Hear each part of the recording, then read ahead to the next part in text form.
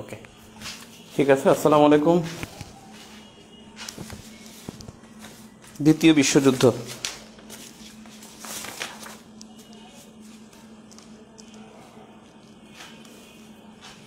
দ্বিতীয় বিশ্বযুদ্ধ এই সম্পর্কে এখন পর্যন্ত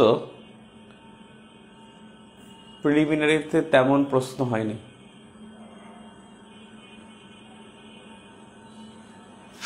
প্রিলিমিনারিতে এই যাবৎকালে যত প্রশ্ন হয়েছে দ্বিতীয় বিশ্বযুদ্ধ থেকে, সত্যি বলতে এখান থেকে প্রশ্ন খুব একটা হয় নাই। এখান থেকে প্রশ্ন আসছে গত নতুন সিলেবাসে এখান থেকে প্রশ্ন হয় নাই। এখান থেকে প্রশ্ন আসছে 20তম বিসিএসে যুদ্ধই জীবন যুদ্ধই সার্বজনীন উক্তিটি কার? অ্যাডলফ হিটলারের। আর 12তম বিসিএসে আসছিল পার্ল হারবার আক্রমণ করে জাপান কত তারিখে? 7 ডিসেম্বর 1941। আর 10ম বিসিএসে 2টা প্রশ্ন আসছিল, হিরোশিমার পারমাণবিক বোমা ফেলা হয়েছিল কয় তারিখে? 6 আগস্ট। আরেকটা ছিল দ্বিতীয় মহাযুদ্ধে জার্মানি আত্মসমর্পণ করে কোন মাসে? 45 সালের মে মাসে। এই 4টা প্রশ্ন আসছে, তাও 20তম, 12তম এবং 10ম বিসিএসে 2টা। আর বর্তমান সিলেবাসে দ্বিতীয় বিশ্বযুদ্ধ থেকে তেমন প্রশ্ন হয়নি, কিন্তু আমাদের সিলেবাস অনুসারে এখান থেকে আসলে পড়তে হবে, কিছু করার নেই। তাহলে এখান থেকে আপনি কি দেখবেন পড়ার সময়? দ্বিতীয় বিশ্বযুদ্ধ থেকে পড়তে গেলে প্রথমত এই বিশ্বযুদ্ধের কারণ পড়তে হবে, কারণ আর ঘটনাবলী পড়তে হবে। ঘটনাবলীর মধ্যে হলো যুদ্ধের বিভিন্ন অপারেশন ও গণহত্যা, এই বিষয়টা পড়তে হবে। আর এই যুদ্ধের ফলাফল তেমন কিছু না, ফলাফল হলো জাতিসংঘ প্রতিষ্ঠা, ফলাফল তেমন কিছু ছিল না। সমাপ্তি পড়তে হবে, কীভাবে সমাপ্তি হয়। আর এই সমাপ্তির জন্য কয়েকটি চুক্তি হয়, সমাপ্তি চুক্তি সমূহ, বেশ কয়েকটি চুক্তি এবং বিচার হয়। চুক্তি বিশেষ করে বেশ কয়েকটা চুক্তি হয়, যেমন চুক্তি বা সম্মেলন বলেন, যেমন হয় তেহরান সম্মেলন। তেহরান সম্মেলন আমরা যদিও দেখি জাতিসংঘ প্রতিষ্ঠার সাথে জড়িত, এটা দ্বিতীয় বিশ্বযুদ্ধের সাথেও জড়িত। পটসডাম সম্মেলন, তাহলে তেহরান সম্মেলন, পটসডাম সম্মেলন আর ইয়াল্টা সম্মেলন বা ইয়াল্টা চুক্তি, ইয়াল্টা সম্মেলন। আর এই যুদ্ধের চুক্তিসমূহ পড়তে হবে, আর পড়তে হবে সমাপ্তি চুক্তি, আর একটা হলো বিচার। বিচার বললে একটা হলো নুরেমবার্গ ট্রায়াল, আর একটা হলো টোকিও ট্রায়াল। জাপান এবং জার্মানির শাস্তির জন্য এই 2টা ট্রায়াল হয়, একটা টোকিও ট্রায়াল আর একটা Tokyo trial, Nuremberg trial. Nuremberg ট্রায়ালের মাধ্যমে জার্মানি শাস্তি দেওয়া হয়, আর টোকিও ট্রায়ালের মাধ্যমে জাপানের শাস্তি দেওয়া হয়।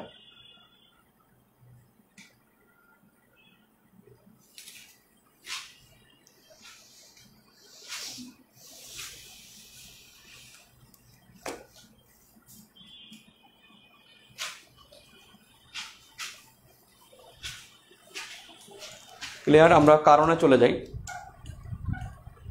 বারবার ঘুরে যায়, টাইট দেয় কেমনে। ওহ ঠিক আছে, এটা দিলে কি ঘুরবে? ঘুরবে না। ওকে,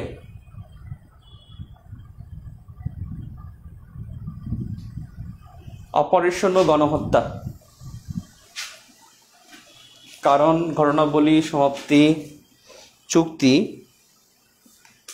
আর হলো বিচার। দ্বিতীয় বিশ্বযুদ্ধ থেকে এ পর্যন্ত প্রশ্ন আসে নাই নতুন সিলেবাসের প্রশ্নে, আর দ্বিতীয় বিশ্বযুদ্ধ থেকে প্রশ্ন আসছে 4টা বিসিএস থেকে। 20তম বিসিএসে আসছিল যুদ্ধই জীবন যুদ্ধই সার্বজনীন উক্তিটি কার, অ্যাডলফ হিটলারের। 12তম বিসিএসে আসছিল দ্বিতীয় বিশ্বযুদ্ধ কবে সূত্রপাত হয় সেটা, তারিখ একটা। আর 10ম বিসিএসে আসছিল 2টা প্রশ্ন, একটা আসছিল কবে হিরোশিমায় আক্রমণ করা হয় 6 আগস্ট, আর একটা ছিল যে জার্মানি কবে আত্মসমর্পণ করে 45 সালের মে মাসে। আমি আগেও বলেছিলাম 2টা বিশ্বযুদ্ধের বড় যে বস ছিল সে হলো জার্মানি, এবং জার্মানি যুদ্ধ বাঁধাইছে, জার্মানি এখান থেকে যুদ্ধ বাঁধায় জার্মানি, এবং জার্মানি আত্মসমর্পণ করে। ক্লিয়ার? এবারে আসুন যুদ্ধের কারণ, দ্বিতীয় বিশ্বযুদ্ধের কারণসমূহ কি কি। যদি ধরেন 1 নম্বর সাম্রাজ্যবাদী নীতি, 2 নম্বর কারণ যদি বলেন সেটা হলো হিটলারের উচ্চাভিলাষী অপ্রতিশোধ পরায়ণতা,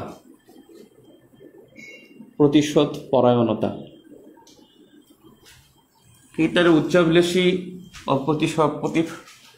প্রতিশোধ পরায়ণতা।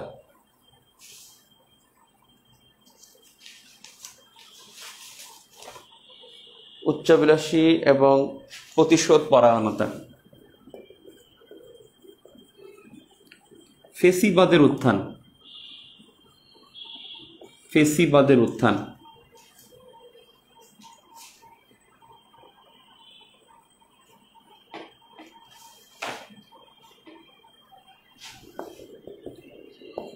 প্যারিস প্যাক্ট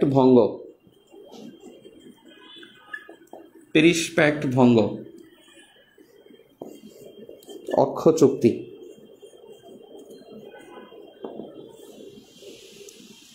চুক্তি,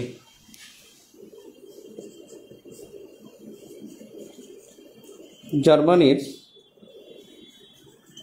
পোল্যান্ড আক্রমণ, জার্মানির পোল্যান্ড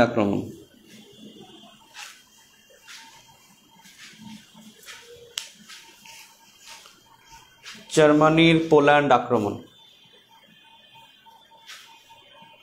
লিখছেন? এখন আমি শর্ট ডিসক্রিপশন দিচ্ছি, কি ক্লিয়ার না কি বলেন? একটু বলেন তো ক্লিয়ার কিনা।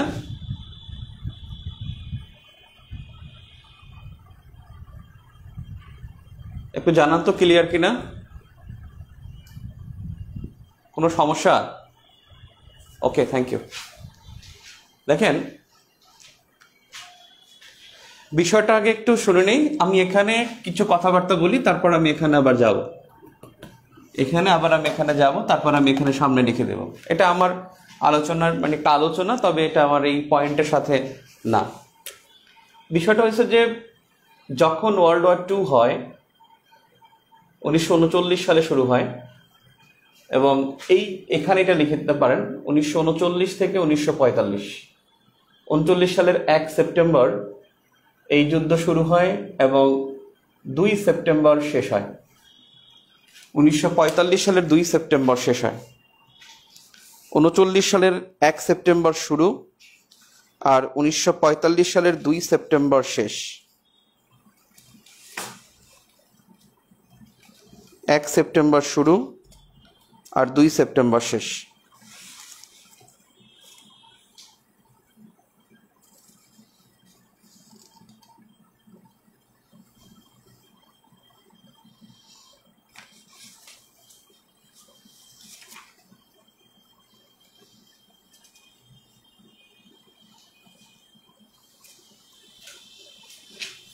আর আগের বিশ্বযুদ্ধে দেখেছিলাম জার্মানি সর্বশেষ আত্মসমর্পণ করছে, এখানে জাপান সর্বশেষ আত্মসমর্পণ করে। জাপান সর্বশেষ আত্মসমর্পণ করে। সবাই আত্মসমর্পণ করছে, এখানে জাপানও করছে, জার্মানিও করছে, ইতালিও করছে, সবাই করছে। জাস্ট এই কথাটা লিখে রাখি, আমরা তো এখনো জানি না যুদ্ধের পক্ষ কারা, আমরা তো মাত্র শুরু করলাম। 1 সেপ্টেম্বর শুরু আর 2 সেপ্টেম্বর 1945 শেষ হয়। এই 2 সেপ্টেম্বর জাপান আত্মসমর্পণ করে, জাপান মিত্র শক্তির নিকট আত্মসমর্পণ করে। এবং এখানে এই স্বাক্ষরে, অর্থাৎ এই আত্মসমর্পণে স্বাক্ষর করেছিল জাপান এবং versus USA. Japan versus USA তারা স্বাক্ষর করেছিল এই আত্মসমর্পণ দলিলে। আচ্ছা আসেন, ওয়ার্ল্ড ওয়ার 2 এটা 39 থেকে 45 পর্যন্ত চলে। এটা যখন শুরু হয় তখন তার নাম ছিল গ্লোবাল ওয়ার। গ্লোবাল ওয়ার বা বৈশ্বিক যুদ্ধ, অর্থাৎ আধুনিক বিশ্বে একটা যুদ্ধ হয়, সেটা হলো গ্লোবাল ওয়ার। এই গ্লোবাল ওয়ার বা বৈশ্বিক যুদ্ধ এটা ছিল তৎকালীন নাম। পরবর্তীতে দেখলো যে এটা প্রথম বিশ্বযুদ্ধের মতো ইম্প্যাক্ট, তখন তার নাম হয় দ্বিতীয় বিশ্বযুদ্ধ। তো এই বিশ্বযুদ্ধের মানে প্রথম বিশ্বযুদ্ধের পর আমরা কয়েকটা বিষয় পড়েছিলাম। একটা পড়েছিলাম কেলগ-ব্রিয়ান্ট ট্রিটি। কেলগ-ব্রিয়ান্ট ট্রিটি মনে পড়ে কিনা? আমরা প্রথম বিশ্বযুদ্ধের সময় পড়েছিলাম। কেলগ-ব্রিয়ান্ট, এই কেলগ ছিল ইউএসএর, আর ব্রিয়ান্ট ছিল ফ্রান্সের। দুই দেশের পররাষ্ট্রমন্ত্রী, ইউএসএ এবং ফ্রান্সের পররাষ্ট্রমন্ত্রীরা, এই দুইটা দেশের পররাষ্ট্রমন্ত্রী তারা 1928 সালের আগস্ট মাসের 27 তারিখে তারা ফ্রান্সে বৈঠক করেছে, ফ্রান্সের প্যারিসে একটা চুক্তি করে, একটা চুক্তির জন্য সম্মত হয়।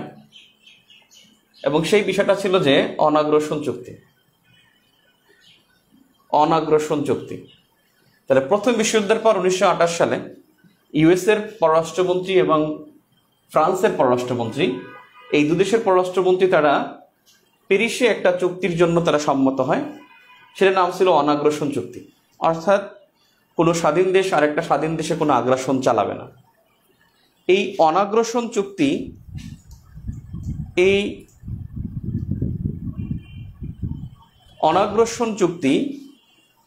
এই চুক্তিটা ছিল যে আমরা কেউ কারো প্রতি অন্যায় আচরণ করব না। তো যাই হোক, যখন চুক্তিটা স্বাক্ষর হয় তখন ইউএসএ স্বাক্ষর করে, ফ্রান্স স্বাক্ষর করে প্রথমে, আর জার্মানিকে স্বাক্ষর করতে বাধ্য করে।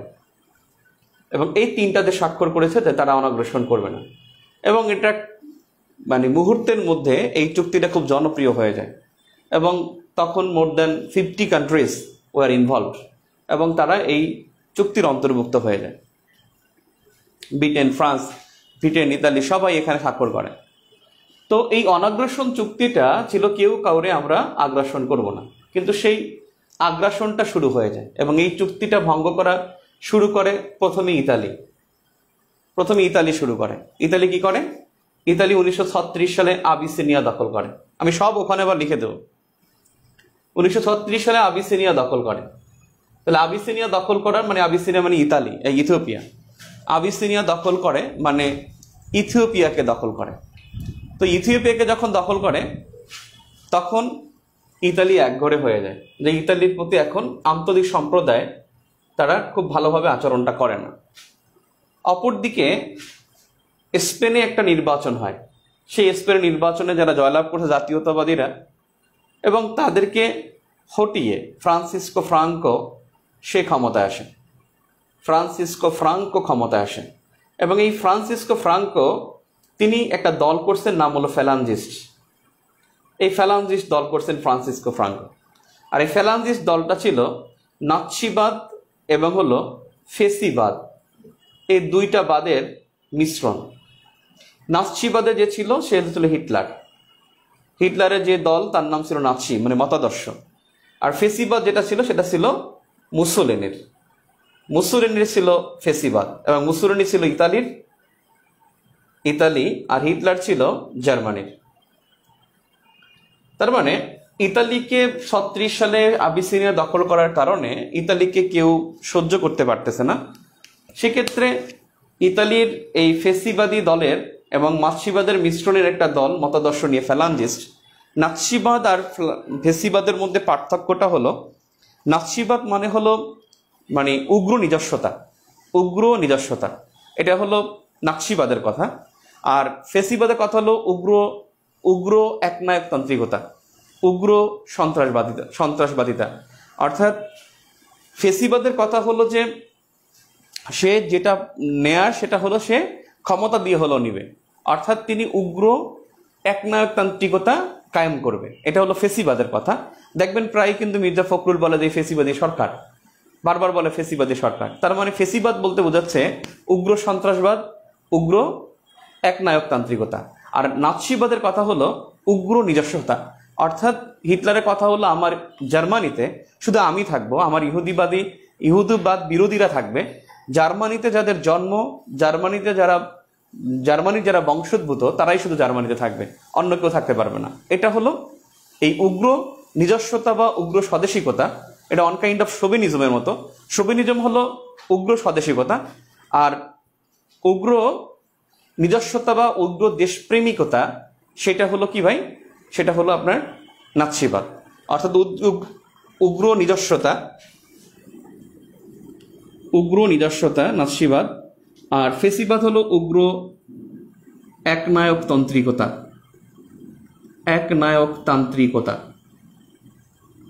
এখন দেখেন তো কি হলো, এই স্পেনের গৃহযুদ্ধ বাধাই দিল এই দুইজন, একজন হলো মুসোলিনি আর একজন হলো হিটলার। এই দুজন ইতালিতে অনেক দিন ধরে তারা মানে স্পেনে তারা এখানে 36 থেকে 37 থেকে 39 পর্যন্ত এই গৃহযুদ্ধটা বিদ্যমান ছিল। আর এই গৃহযুদ্ধে স্পেনকে সহযোগিতা করতে গিয়ে হিটলার বা জার্মানি এখানে সেই গোয়ের্নিকা শহরে, আমি প্রথম বিশ্বযুদ্ধের সময় বলেছিলাম যে কয়েকটি জায়গায় মানে তিনটি যুদ্ধে বা 3টি জায়গায় রাসায়নিক অস্ত্র ব্যবহার করা হয়েছিল। একটা ছিল হলো প্রথম বিশ্বযুদ্ধের সময় ছিল, ওর নাম ছিল খুব সম্ভবত পোল্যান্ডে, আর দ্বিতীয় বিশ্বযুদ্ধের সময় ছিল এই যে স্পেনে, আর আর হলো 13 সালে সিরিয়ায় 3বার রাসায়নিক অস্ত্র ব্যবহার করা হয়েছিল। এখন দেখেন এখানে এই গৃহযুদ্ধ বেঁধে দেয়। তাই এখন দেখেন ফেসিবাদ যখন নাৎসিবাদের সমর্থন পায় এবং ইতালি যখন জার্মানির সহযোগিতা পাবে, তখন কিন্তু ইতালি আর জার্মানির মধ্যে একটা অটোমেটিক একটা বন্ধুত্ব তৈরি হবে। এদিকে ইন্টারন্যাশনাল কমিউনিটি ওয়ার কনসার্নড, এবং তারা এই দুইটা দেশের প্রতি খুব বিরক্ত।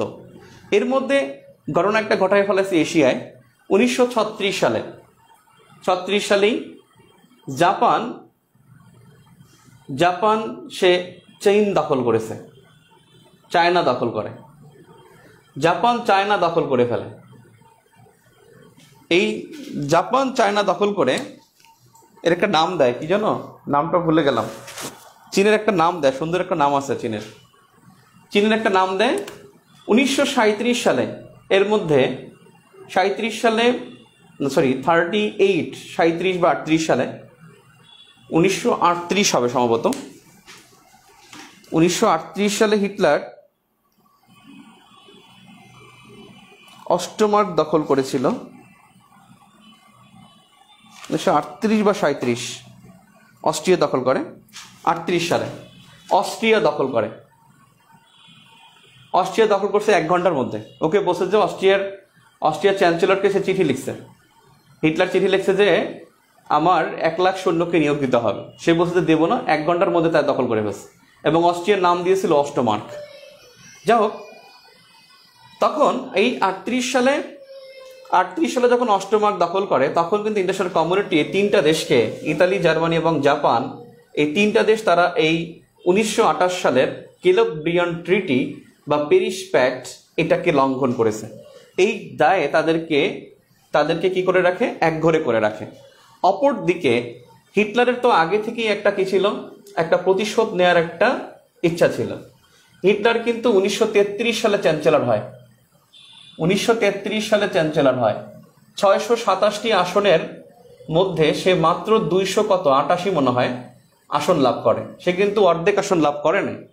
কিন্তু তিনি কি করছেন যে হিন্ডেনবার্গ নামে জার্মানির যিনি প্রেসিডেন্ট ছিলেন, আমি শুধু শুনতে বলছি, আপনারা শুধু শুনেন ঘটনাটা, আমি লেখাবো একটু পরেই। হিন্ডেনবার্গ তিনি ছিল জার্মানির প্রেসিডেন্ট হিন্ডেনবার্গ তিনি কি করছেন, হিটলারকে চ্যান্সেলর মানে অন্য একজন চ্যান্সেলর হয় তাকে না বানিয়ে হিটলারকে তিনি চ্যান্সেলর বানান 1933 সালে। এবং 34 সালে যখন হিন্ডেনবার্গ মারা যান, তখন এই হিটলার নিজেকে এই প্রেসিডেন্টের পদ দখল করেন, আবার হলো নিজে চ্যান্সেলর পদ দখল করেন এবং একনায়ক হয়ে যান। এবং হিটলারের টার্গেট ছিল, ক্ষমতা গ্রহণ করার পরই তার টার্গেট ছিল যে সে জার্মানির হারিয়ে যাওয়া যে ভূখণ্ড সেগুলো সে ফেরত আনবে। আমরা দ্বিতীয় ভার্সাই সন্ধির মধ্যে পড়েছিলাম যে জার্মানিকে 12টি ভূখণ্ড ছেড়ে দিতে হবে। দ্বিতীয় ভার্সাই সন্ধির একটা গুরুত্বপূর্ণ শর্ত ছিল, জার্মানি এ পর্যন্ত যতগুলো ভূখণ্ড দখল করেছে সকল ভূখণ্ড সে ফেরত দিবে। এবং সেই ভূখণ্ডগুলো কিন্তু নিয়ে যায়, সবাই যখন ভাগ করে নিয়ে যায়, এবং এই হিটলার সেই ভূখণ্ড ফিরিয়ে আনার জন্য সে অপেক্ষায় থাকে। এবং সে কি করে যে 1934 সালে সে কিন্তু ভার্সাই ট্রিটি, 35-36 সালের দিকে সে ভার্সাই ট্রিটি, তারপর লৌকর্ণ চুক্তি, এগুলো সে বাতিল ঘোষণা করে। এবং এই হিটলার সে জার্মানির যে যতগুলো জরিমানা দিয়েছে, ক্ষতিপূরণ দিয়েছে যুদ্ধে, সেই ক্ষতিপূরণগুলো ফেরত আনার জন্য হিটলার মুখিয়েছিল। একদিকে হিটলার মুখিয়েছিল, আর একদিকে হলো এই ফেসিবাদী যে মুসোলিনি, সে কিন্তু 1922 সালে ক্ষমতায় আসছে এবং ইতালিতে সে পুরো একনায়ক।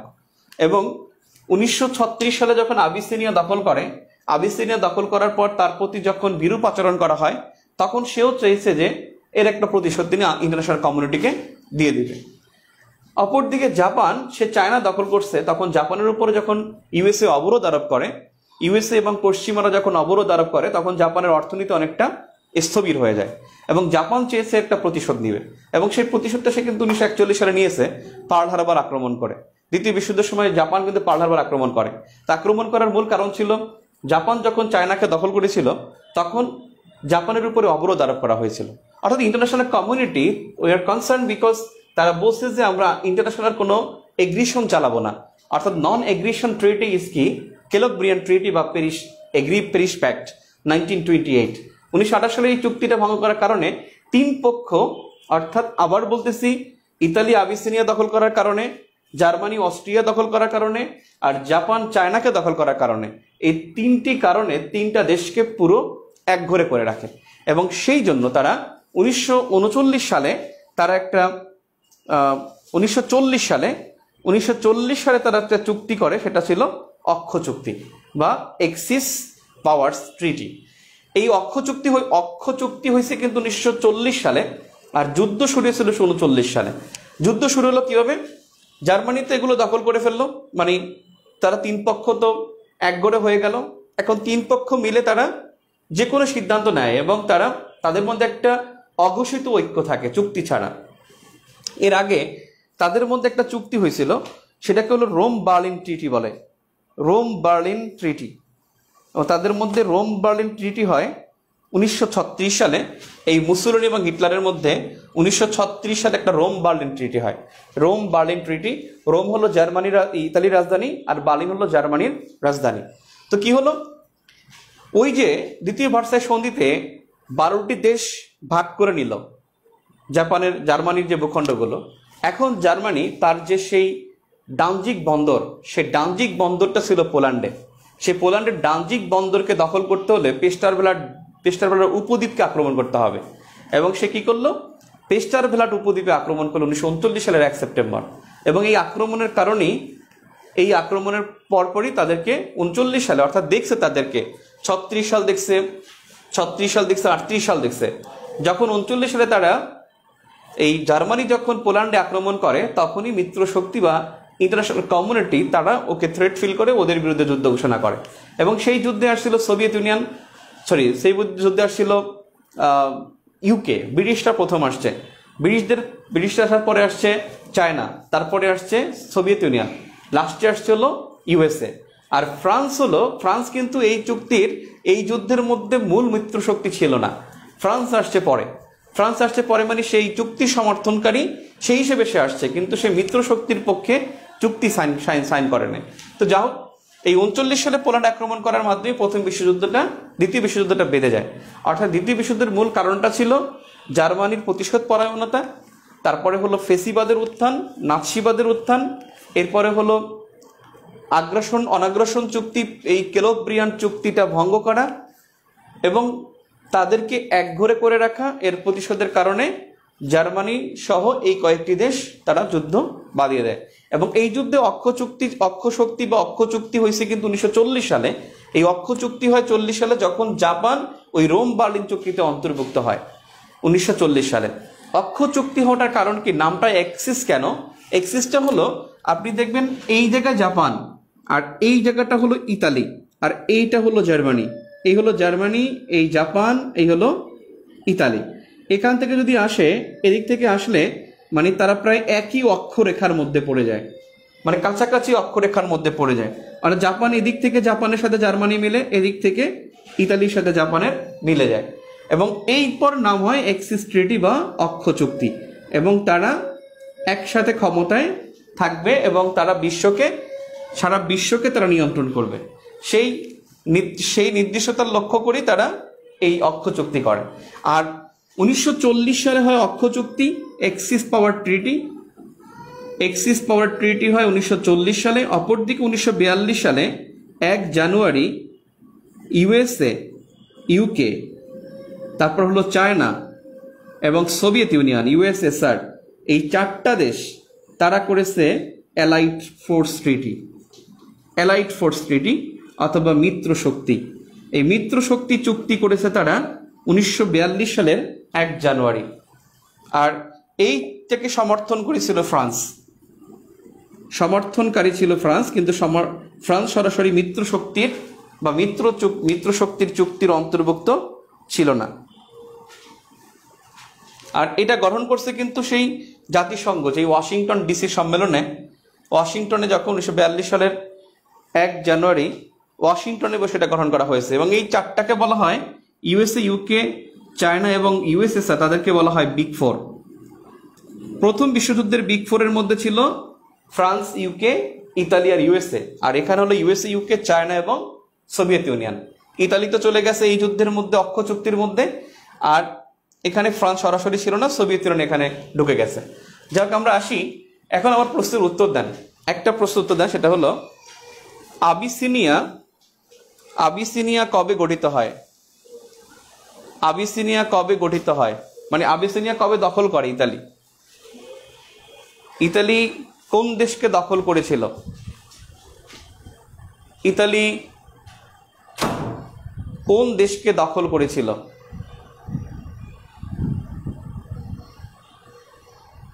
1936, শান্তনু দাস তিনি বলছেন।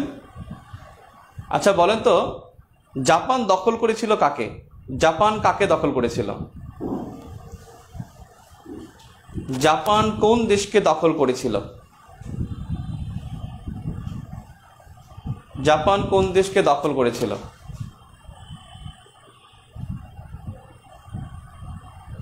জাপান কোন দেশকে দখল করেছিল?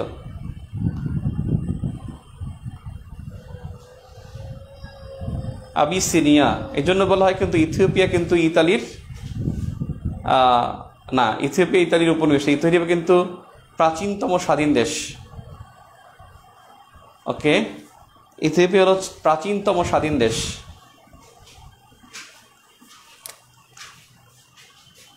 এটা মনে রাখেন, এটা লিখে নেন। আফ্রিকার প্রাচীনতম স্বাধীন দেশ ইথিওপিয়া। আর আফ্রিকার প্রথম স্বাধীন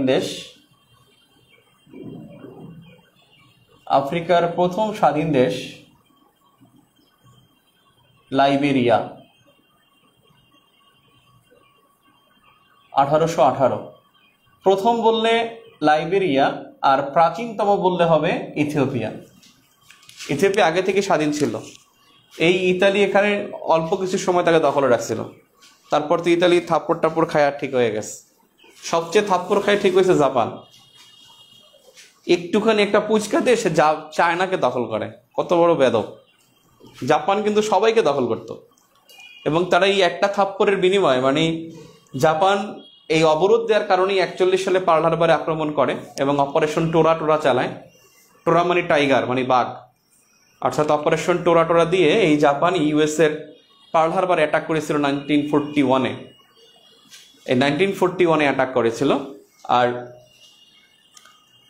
7 ডিসেম্বরে অ্যাটাক করে, আর 8 ডিসেম্বর ইউএসএ ওর বিরুদ্ধে যুদ্ধ ঘোষণা করে।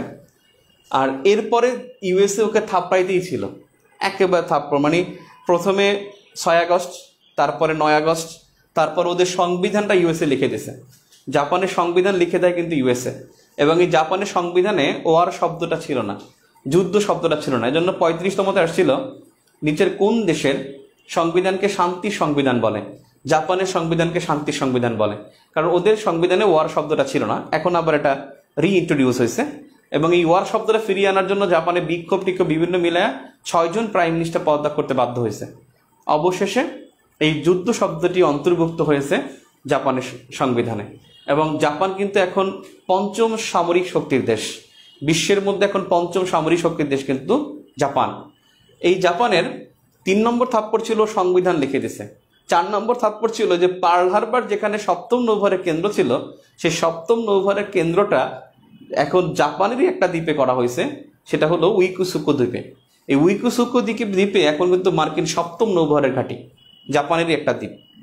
আর আরেকটা বিষয় হলো যে এরাও কিন্তু 35তম বিসিএস আসছিল, মার্কিন 7ম নৌবহরের কেন্দ্র প্রশান্ত মহাসাগরের কোন দ্বীপে? উইকুসুকু দ্বীপে। এবং জাপানের ওকিনাওয়া এই দ্বীপটাও কিন্তু এখনো ইউএস এর লিজ নেয়া, ইউএস এর ইজারা নেয়া। অর্থাৎ জাপান কিন্তু বেশ থাপ্পড় এখান থেকে সে ব্যাক পাইছে। আর চায়না দেখলাম আসলে ভদ্র। চায়নাকে আমরা যতটা খারাপ মনে করি, চায়না কিন্তু প্রতিশোধ নেয় নাই এখন পর্যন্ত। ব্রিটিশরা ওদের আফিম যুদ্ধে 2টা আফিম যুদ্ধে ওদেরকে ঠকিয়েছে, হংকং নিয়ে ওদের সাথে রাজনীতি করেছে। তোরা ব্রিটিশদের সাথে ব্রিটিশদের কিছুই বলে নাই। ওরা জাপানিদের এখনো, চায়না ইচ্ছা করলে জাপানিদের উঠতে বসে থাপড়াইতে পারে, কিন্তু চায়না কিন্তু ওদেরকে কিছু বলে না। যে সেনকাকু নিয়েও কিন্তু বিরোধ খুব বেশি না, ও জাস্ট হুমকি ধামকি এটা থাকে। কিন্তু চায়না কিন্তু দেখলাম আসলে ভদ্র, কিছু বলে না। মানে এরকমের মনে করেন অন্য কেউ হলে কিন্তু থাপড়াইতো, আমিও তো থাপড়াইতাম, ইতিহাস তো তাই বলে। তবে জাপান এখন কিন্তু জেন্টেলম্যান, এখন খুব জেন্টেলম্যান। থাপ্পড় টাপ্পড় খায়া চতুর্দিক থেকে এখন জেন্টেলম্যান হয়ে গেছে।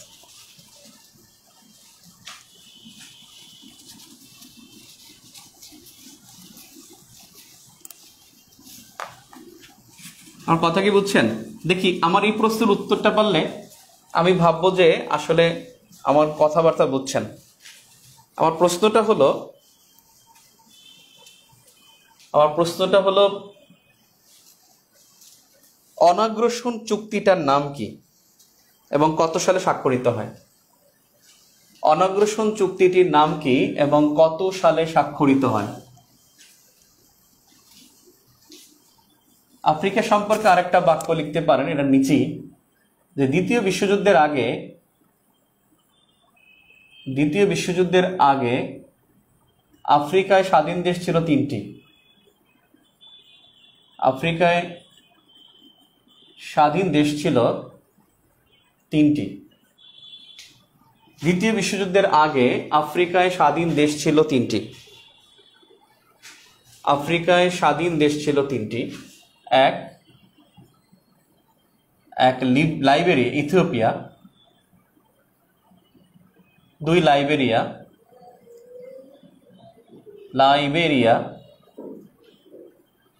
3 মিশর। মিশর মানে খুব সম্ভব 1923। দ্বিতীয় বিশ্বযুদ্ধের আগে আফ্রিকায় স্বাধীন দেশ ছিল 3টা, আর সেই আফ্রিকায় এখন স্বাধীন দেশ হলো 54টা। Kellogg Briand treaty 1928, thank you very much. Kellogg ছিল ইউএস এর সেক্রেটারি অফ দ্য স্টেট, আর ব্রিয়ান ছিল foreign minister of France. Ethiopia, Liberia এবং মিশর, এই তিনটা দেশ ছিল দ্বিতীয় বিশ্বযুদ্ধের আগে আফ্রিকার স্বাধীন দেশ। আর সেই আফ্রিকার এখন স্বাধীন দেশ হলো 54। আফ্রিকায় 54টা স্বাধীন দেশ।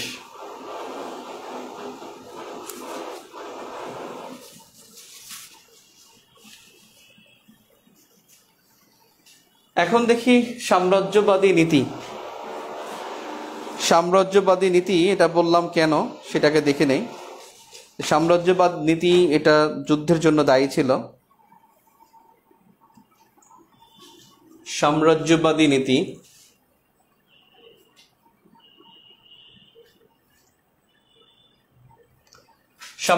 নীতি হলো এই নীতির মধ্যে এক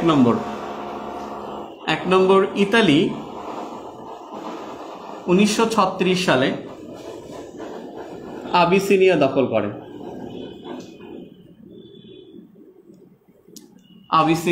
করে। নাম্বার টু, ইতালি ও জার্মানি 1936 সালে স্পেনে গৃহযুদ্ধ বাধায়। 1936 সালে স্পেনে গৃহযুদ্ধ বাধায়। সাম্রাজ্যবাদী নীতি একটু ছোট করে লিখতেছি, মনে হয় দেখা যাওয়ার কথা।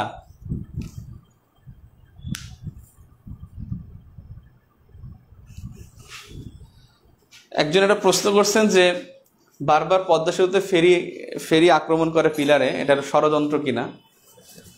ষড়যন্ত্র কিনা এটা সম্ভাবনা হলো, আমার কাছে মনে হয় এটা 49%। 51% হলো বাংলাদেশের দক্ষ নাবিক নেই, ওরা আসলে অত বড় ফেরি চালাইতেই পারে না। আপনি কি এরা নতুন, এখন তো খাম্বা আছে, এটা কি জানে না যে কত যে তারা মানে চরে উঠাই দিছে, ফেরি ধাক্কা দিয়ে নৌকো ডুবাই দিছে, ট্রলার ডুবাই দিছে, লঞ্চ ডুবাই দিছে, এগুলো জানেন না পাবলিক? জানে, ওরা চালাইতেই পারে না। বেসিক্যালি এটা মূল কথা, এত বড় ফেরি জানে মানে অদক্ষ। আর আপনার এটা তো সরকারি চাকরি করে, কিন্তু ওইটা না যে তারা ওই যে মানে বরিশাল লাইনের যে বড় বড় লঞ্চ আছে, আপনারা তো যারা অন্য বঙ্গের, উত্তরবঙ্গ, পূর্ববঙ্গ, তারা তো আপনারা জানেন না যে আমাদের এখানে বরিশালে টাইটানিক চলে, মোটা বড় বড় টাইটানিক চলে, যেটা ঠিক আছে। এই যে টাইটানিক কর্ণফুলী, যেটা আমাদের যে টাইটানিক মনে করেন এই যে কীর্তনখোলা টাইটানিক, মনে করেন কুয়াকাটা 2, এইসব লঞ্চ যারা চালায় এরা খুবই দক্ষ। এদেরকে দেখবেন যে আপনারা ওখানে নিবে না, কারণ এরা তো সরকারি চাকরি করে না, আর ওরা তো টাকা দিয়ে সরকারি চাকরি করছে, দক্ষতার কোনো প্রশ্নই আসে না, ওদের চাকরি যাওয়ারও নাম নেই, ওরা বিড়ি খায়, টানে, ঘুমায়, জিমায়, এরপরে কি করে। এটা হলো বিষয়। সরকারি চাকরি করবেন, পান চিবাতে জীবন পার করে দেবেন, এটা সরকারি চাকরির নিয়ম, কোনো কোয়ালিটির দরকার নাই। এখন এরপরও সরকারি চাকরি আপনি কেন করবেন, বুঝছেন আমার কথা কি? বুঝছেন ভাই?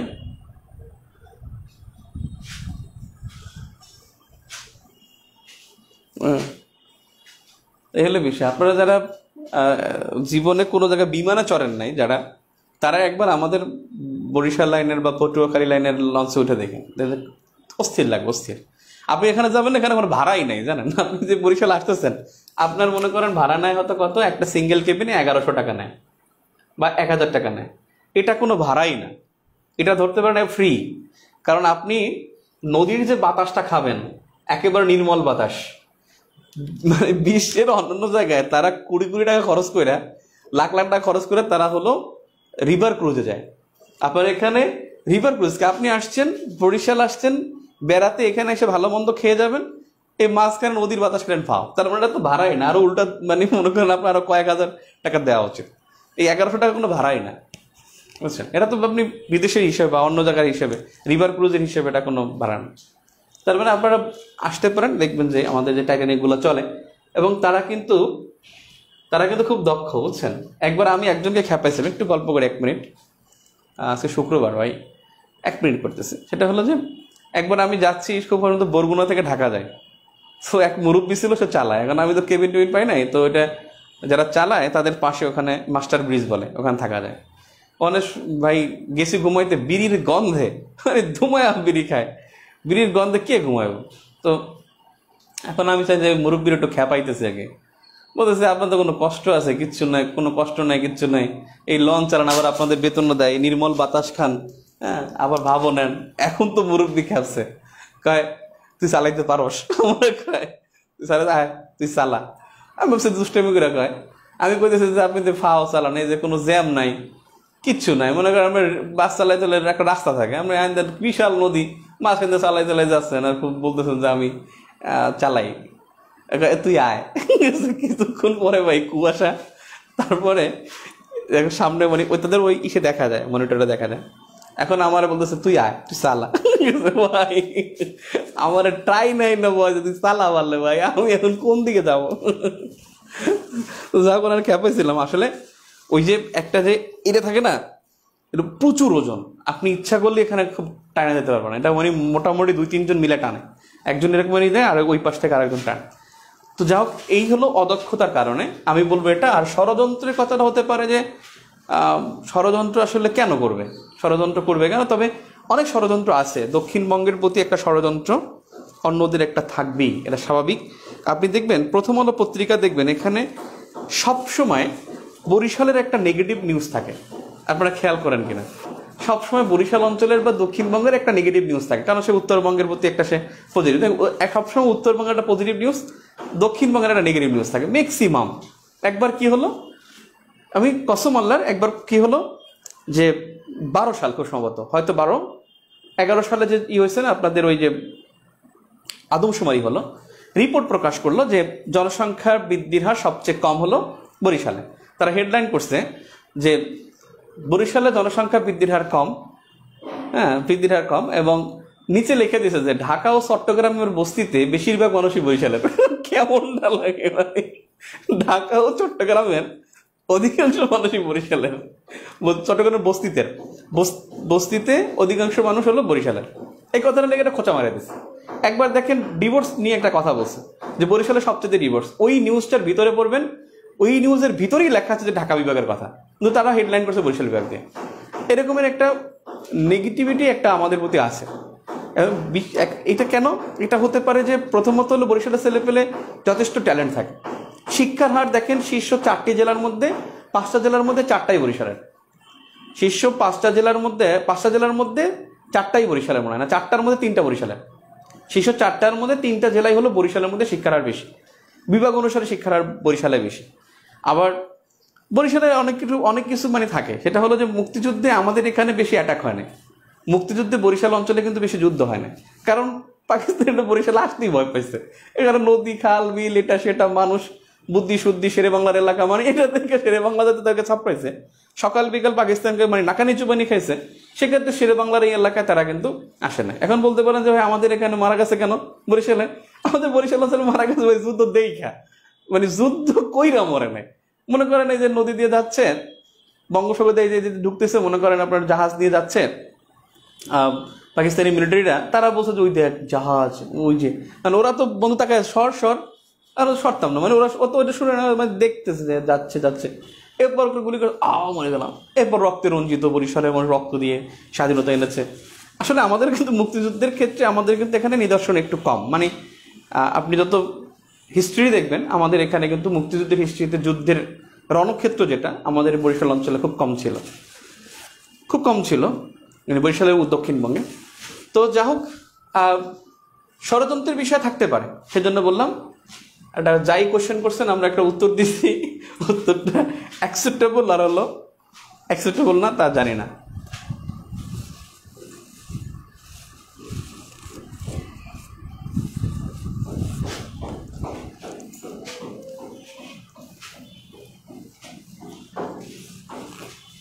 এখন দেখেন, এখন রিজন নিয়ে কথা বলা যাবে না, এটা দুষ্টামি, বুঝছেন? জাস্ট দুষ্টামি করবেন, বাট অ্যাটাক করবেন না, দুষ্টামি। সব জায়গায় ভালো খারাপ মিলায় সব জায়গায় আছে ন্যাচারালি বাংলাদেশের সব কিছু। আর আপনার কি জানেন, রিজন কিন্তু ফ্যাক্ট, আসলেই ফ্যাক্ট। কেন ফ্যাক্ট? রিজিয়ন ফ্যাক্ট হলো মানে অঞ্চলটা ফ্যাক্ট এ কারণে, কারণ বাংলাদেশের প্রতি 4 বর্গ কিমিতে কালচার চেঞ্জ হয়, 4 বর্গ কিলোমিটারে কালচার চেঞ্জ হয়। কালচার মানে রীতি কৃষ্টি, কালচার, ভাষা, ধর্মীয় চর্চা, এটা কিন্তু চেঞ্জ হয় প্রতি 4 বর্গ কিলোমিটারে। তো সেক্ষেত্রে একটা অঞ্চলের সাথে আর একটা অঞ্চলের একটা বিরোধ, মানসিক মেন্টাল একটা বিরোধ থাকবেই, স্বাভাবিক একটা বিরোধ থাকবেই। আপনি দেখেন শুধু বাংলাদেশ না, সারা ওয়ার্ল্ডে সব জায়গায় রিজনাল কনফ্লিক্ট থাকবেই। আপনি দেখেন এক একজনের নেচার দেখেন। ব্রিটিশরা আমাদের এখানে যেভাবে আসছে, যখন আকবরের দরবারে আসার জন্য তারা চিঠি লেখে, রানী চিঠি লেখে যে ওরা যাবে, ওদেরকে আপনি একটু ব্যবসা বাণিজ্যের একটা অনুমতি দিয়েন। কয়েকজন আসছে, কি নমনীয় হয়ে তারা আসছে এবং কিভাবে তারা বের হয়ে গেছে, ব্যাপারটা বুঝছেন যে কত বড় ব্রিটিশরা কি রকমের করছে। এবং বাংলাদেশেও ঠিক এইরকমের একটা অবস্থা কিন্তু আছে, নাই যে তা না। তো যাই হোক, এখানে ষড়যন্ত্র থাকাটা স্বাভাবিক, অস্বাভাবিক না। তবে আমার যদি বলা হয় যে আমার ভোট কোনটা, আমি বলবো যে ওনাকে যদি ধরে নিয়ে জিগায়, ও কবে যে আমি সাইড নিয়ে যে যাবো, খাম্বা দেখবো না, আমি যাবো, আমি তো ব্রিজ দেখতে যাইতেছি, তারপরে ওখানে লাগে গেছে। আমি অনেকটাই নিশ্চিত যে এটা অদক্ষতা। আচ্ছা, এরপরে দেখেন সাম্রাজ্যবাদী নীতি, তাড়াতাড়ি বলি আমরা। জার্মানি 36 সালে স্পেনে গৃহযুদ্ধ বাধায়। 3 নম্বরে জাপান 1936 সালে চীন দখল করে।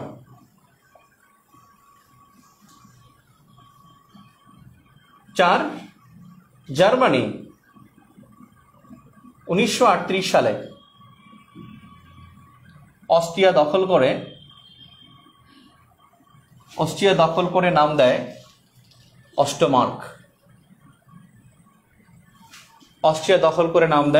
অস্টমার্ক। এই হলো সাম্রাজ্যবাদী নীতি।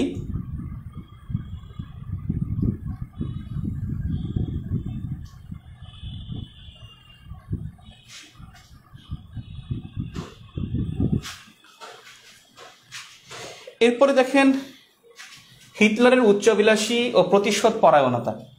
হিটলারের উচ্চাভিলাষীর প্রমাণ কি?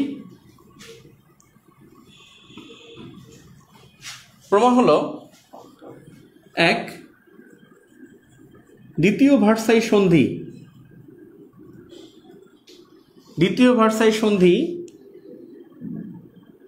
সন্ধির ফলে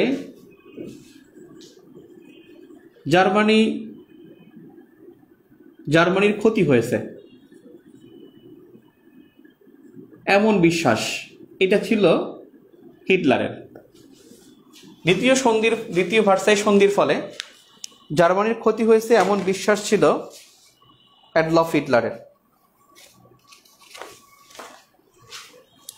এমন বিশ্বাস, এবং 1935 সালে এই সন্ধি বাতিল। নাম্বার 2, এই সন্ধি, এখানে একটা বিষয় ভাই, 1 নম্বর একটু এই 4টা লিখছেন না, এখানে লিখে দিবেন এই কর্মকাণ্ড সমূহ 1928 সালের প্যারিস প্যাক্ট বা ক্লদ ব্রিয়ান্ট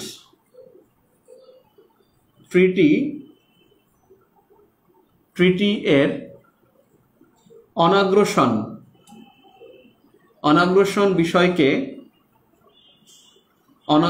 বিষয়কে ভঙ্গ করে। এই কর্মকাণ্ড সমূহ 1928 সালে প্যারিস প্যাক্ট বা ক্লদ ব্রিয়ান্ট ট্রিটি এর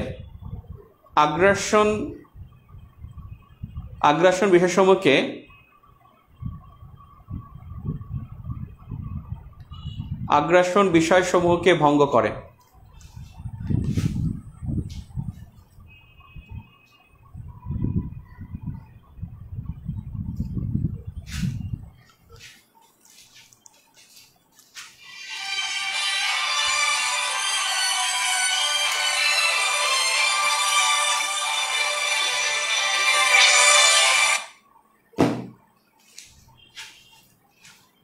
হিটলারের উচ্চবিলাস ও প্রতিশোধ পরায়ণতা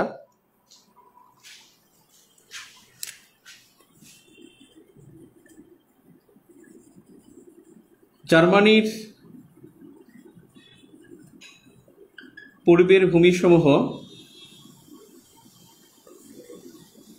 উদ্ধারের পরিকল্পনা।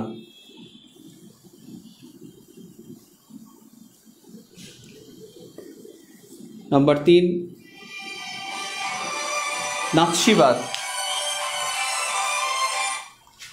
নাৎসিবাদ বা উগ্র নিজস্বতা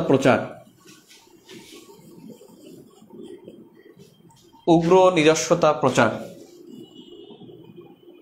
নাৎসিবাদ এটাকে ইংলিশে বলা হয় কিন্তু নাজিজম।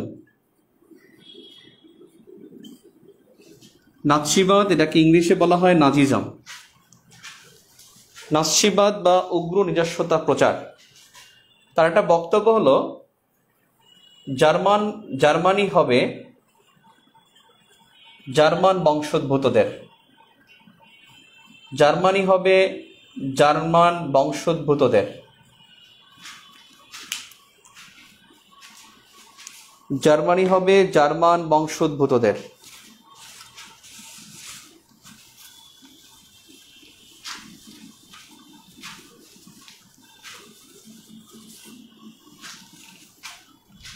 ফেসিবাদের উত্থান। ফেসিবাদ এটা হলো উগ্র একনায়কতান্ত্রিকতা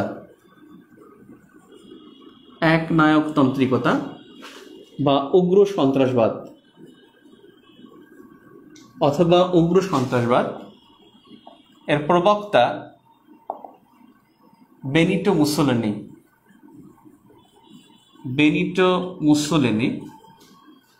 PM of Italy. Benito Mussolini 1922 থেকে 1943 পর্যন্ত প্রাইম মিনিস্টার ছিল। বেনিটো মুসোলিনি 1945 সালে মারা গেছেন উনি, আর এই মুসোলিনি 1943 পর্যন্ত প্রাইম মিনিস্টার ছিল। ইতালির প্রাইম মিনিস্টার ছিল 1943 পর্যন্ত।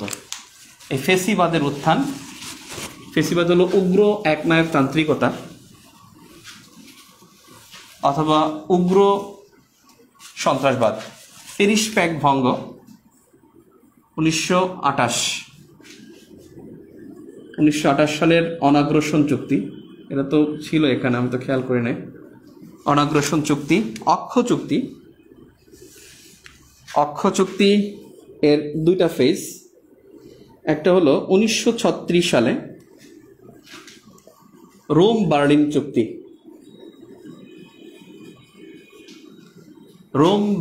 চুক্তি। এই রোমের পক্ষে ছিল মুসোলিনি ইতালি, আর বার্লিনের পক্ষে ছিল জার্মানি। আর ইতালি এবং জার্মানির মধ্যে বা মুসোলিনি হিটলারের মধ্যে রোম বার্লিন চুক্তি। 1939 সালে এটা হলো এক্সিস পাওয়ার ট্রিটি, এবং এটা হয় জাপান জার্মানি ইতালির মধ্যে।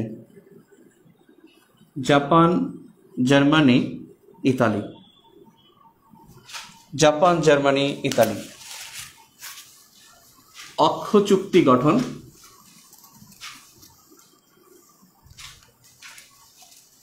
তাহলে প্যারিস প্যাক্ট ভঙ্গ 1928 সালের অনাগ্রসন চুক্তি, অক্ষ চুক্তি গেল। জার্মানির পোল্যান্ড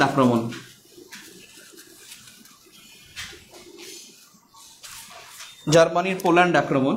এখানে লিখতেছি 1939 সালের 1 সেপ্টেম্বর জার্মানি পোল্যান্ডের 1939 সালের 1 সেপ্টেম্বর জার্মানি পোল্যান্ডের পেস্টারভ্লাট উপদ্বীপে ডানজিগ বন্দর উদ্ধারের জন্য, মানে এটা জার্মানির ছিল, পোল্যান্ডের পেস্টারভ্লাট উপদ্বীপে আক্রমণ করলে দ্বিতীয় বিশ্বযুদ্ধের সূত্রপাত হয়। দ্বিতীয় বিশ্বযুদ্ধের বা গ্লোবাল ওয়ার এর সূত্রপাত হয়।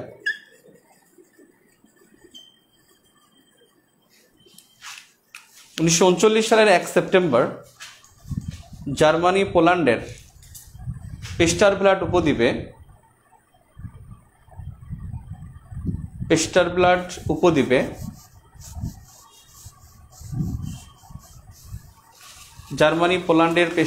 উপদ্বীপে ব্রাকেলেখি ডানজিগ বন্দর আক্রমণ করলে দ্বিতীয় বিশ্বযুদ্ধের সূত্রপাত হয়।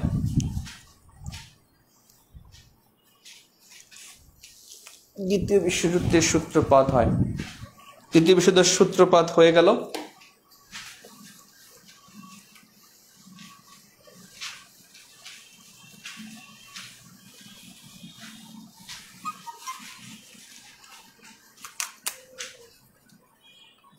অক্ষ শক্তি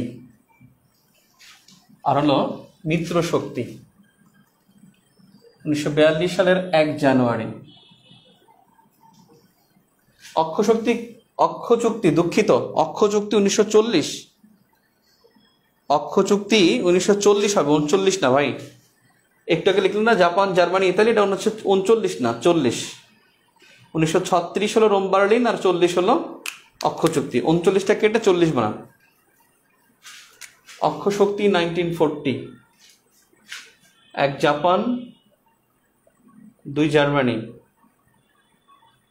3 ইতালি। জাপান জার্মানি ইতালি। মিত্র শক্তি 1 ইউএসএ 2 ইউকে 3 চায়না 4 হলো Soviet Union USSR Soviet Union. France সমর্থন করে। আর এই 4টা দেশকেই বলা হয় জাতিসংঘের উদ্যোক্তা।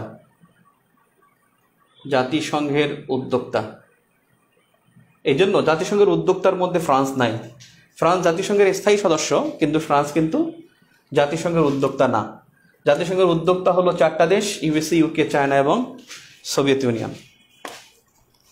এই বিগ ফোর এরাই কিন্তু জাতিসংঘের উদ্যোক্তা ছিল। পোল্যান্ডও এই যুদ্ধে সমর্থন করেছিল, অর্থাৎ যারা যেমন ইথিওপিয়া সেও সমর্থন করেছিল মিত্র শক্তিকে। কিন্তু সমর্থন করলে কি হবে? সমর্থন করতে লাভ নেই, ওরা তার যুদ্ধে অত প্রভাব বিস্তার করতে পারে না। তো মিত্র শক্তির পক্ষে, অর্থাৎ যারা এই 3টা ছাড়া যারা ছিল সবাই ওদের পক্ষে ছিল। আমাদের উপমহাদেশে আমরা মিত্র শক্তি ছিল। তো দ্বিতীয় বিশ্বযুদ্ধ, এই বিশ্বযুদ্ধের সময় কয়েকটা ঘটনা খুব ইম্পর্ট্যান্ট ঘটনা বলি। দ্বিতীয় বিশ্বযুদ্ধের ঘটনা বলি।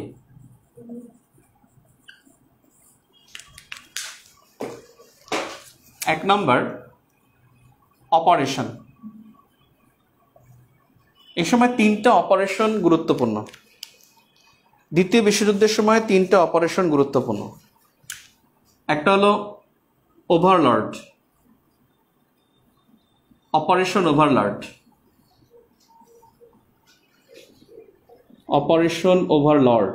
অনেক জায়গায় লেখা আছে ওভারলোড, বুঝছেন? এটা ওভারলোড না, অপারেশন ওভারলর্ড। নাম্বার 2, একটু গ্যাপ রাখেন, অপারেশন বারবারোস।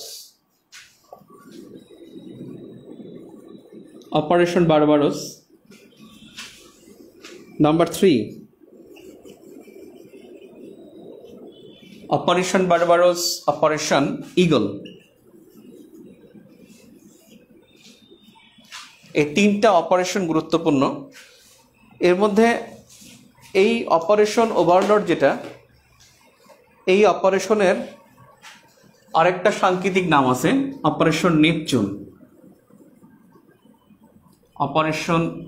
নেপচুন।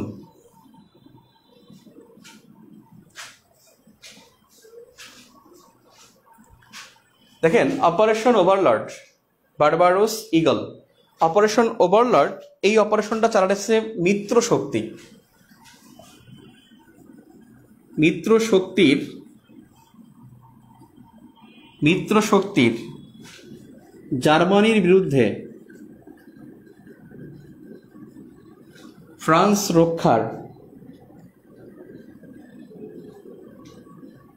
রক্ষার অভিযান।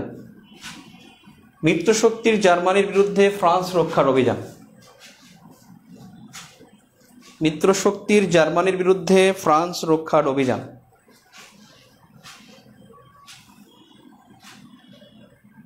ব্যাপারটা কি? হলো ফ্রান্সের একটা জায়গা আছে নরম্যান্ডি। এই ফ্রান্সের নরম্যান্ডি জার্মানি দখল করে রাখছিল। এই জন্য মিত্র শক্তি মিলে, বিশেষ করে মিত্র শক্তির মধ্যে ছিল ইউএসএ, ছিল কানাডা, কানাডা আর ছিল ফ্রান্স। ইউএসএ, কানাডা, তারপরে ছিল ইউকে, ফ্রান্স তো ওখানেই আছে। মিত্র শক্তির এই তিনটা দেশ মিলে ফ্রান্সে আক্রমণ করছে। ফ্রান্সের কোথায়? নরম্যান্ডিতে। কার বিরুদ্ধে? জার্মানির বিরুদ্ধে। অর্থাৎ ফ্রান্সে আক্রমণ করছে জার্মানিকে ওখান থেকে বিতাড়িত করার জন্য।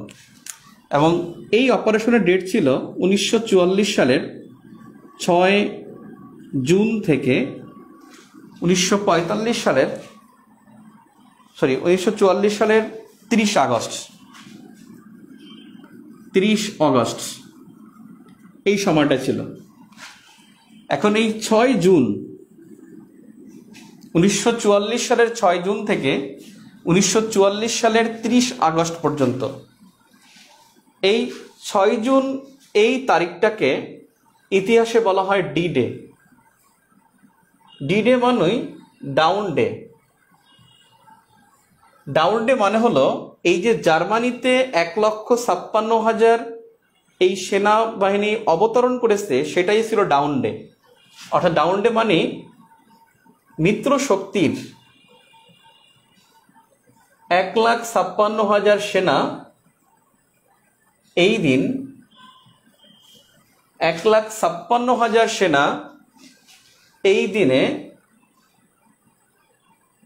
ফ্রান্সের নরম্যান্ডিতে অবতরণ করে। বেসিক্যালি আবার বলতেছি, অপারেশন ওভারলর্ড, এটাকে অপারেশন নেপচুন বলা যাবে।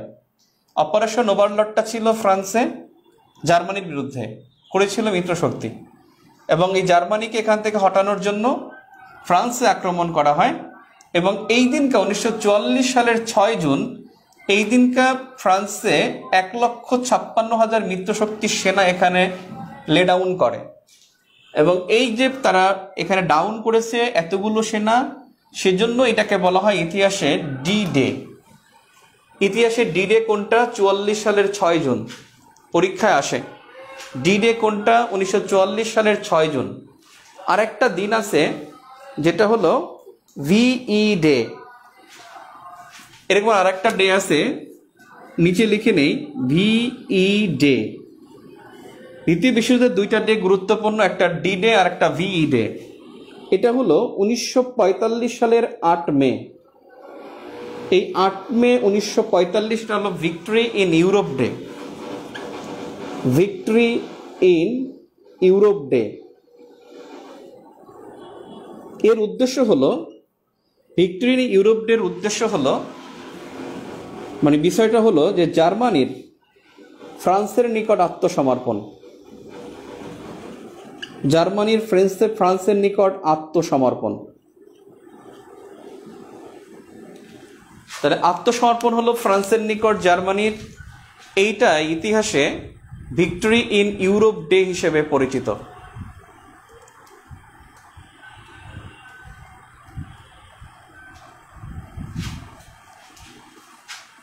তাহলে ডাউন ডে হলো 6 জুন 1944, ভিক্টরি ডে হলো, ইউরোপ ডে হলো 1945 সালের 8 মে। অপারেশন ওভারলর্ড বা অপারেশন নেপচুন, এই বিষয়টা কিন্তু এখানে ক্লিয়ার। আরে একজন প্রশ্ন করছেন যে মিত্র শক্তি বা অক্ষ শক্তি বলতে কি বোঝায়? ফার্স্ট ওয়ার্ল্ড ওয়ারে সেটা বোঝানো হয়েছে অক্ষ শক্তি হলো যে প্রথমে যুদ্ধ বাঁধায়, এটা এখন নাম হয়ে গেছে, কিন্তু আপনার প্রথম বিশ্বযুদ্ধে কিন্তু অক্ষ শক্তি ছিল না, ছিল কেন্দ্রীয় শক্তি। প্রথম বিশ্বযুদ্ধে কিন্তু অক্ষ শক্তি শব্দটা আসেই নাই। আর এখানে অক্ষ শক্তি বলা হয় কারণ অক্ষ চুক্তি করেছে, একই অক্ষরেখায় তিনটা দেশ বা একই অক্ষাংশের মধ্যে কাছাকাছি, অর্থাৎ জাপান থেকে যদি যায় অক্ষাংশটা ধরলে দেখা যায় ইতালি জার্মানির মাঝখান দিয়ে যায়, সেক্ষেত্রে এই অক্ষ এখান থেকে আসছে। আর এমনি এখন বলা হয় যে অক্ষ শক্তি মানে যে প্রথমে যুদ্ধ বাঁধায়। দ্বিতীয় বিশ্বযুদ্ধে কিন্তু অক্ষ শক্তি ছিল, প্রথম বিশ্বযুদ্ধে কিন্তু অক্ষ শক্তি ছিল না, কিন্তু বানানো যে প্রথম আক্রমণ করলে সে অক্ষ। আর মিত্র তো বোঝেনি, বন্ধু যারা হলো শত্রুর বিপক্ষে থাকে, শত্রুর বিপক্ষে একত্র থাকবে, এটা হলো মিত্র শক্তি। মিত্র শক্তি তো এটাই, অর্থাৎ যে যুদ্ধ ঠেকায়, যে থাপড়ায় আগে সে অক্ষ, যে ঠেকায় সে হলো মিত্র।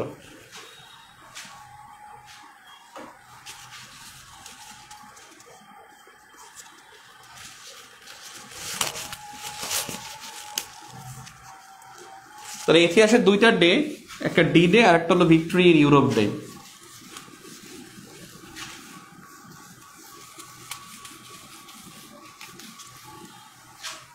অপারেশন বারবারস,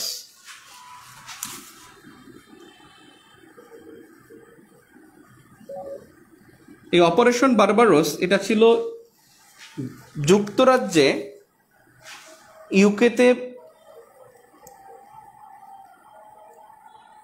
ইগল হতো, এটা বারবারস হলো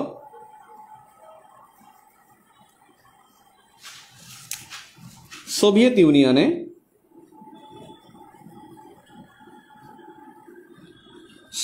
ইউনিয়নে জার্মানির আক্রমণ। এটা ছিল 1944 সালেই, 41 সালের 22 জুন, 41 সাল, দুঃখিত, 41 সালের 22 জুন থেকে 1 ডিসেম্বর 1941।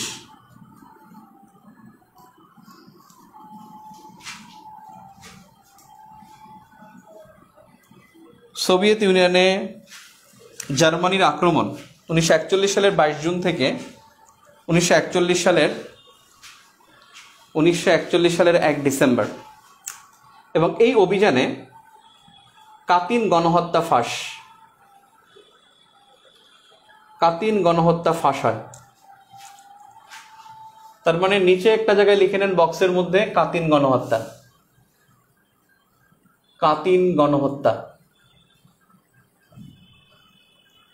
গণহত্যা ফাঁস।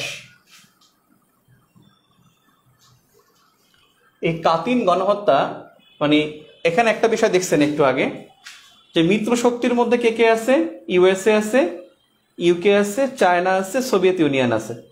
আর আমি এবার বললাম যে ফ্রান্স এবং পোল্যান্ড সহযোগিতা করেছে, ফ্রান্স প্লাস পোল্যান্ড সহযোগিতা করে। এখন